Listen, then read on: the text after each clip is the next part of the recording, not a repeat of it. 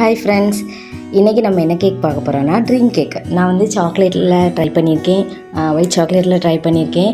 இப்போ வந்து ஒரு கஸ்டமர் வந்து ரோஸ் மில்க் ஃப்ளேவரில் வந்து பண்ண சொன்னாங்க.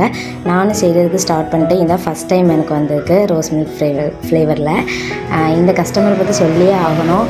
இவங்க வந்து எப்போவுமே நான் வந்து பேக்கிங் ஸ்டார்ட் பண்ணி 1.5 வருஷம் ஆகுது.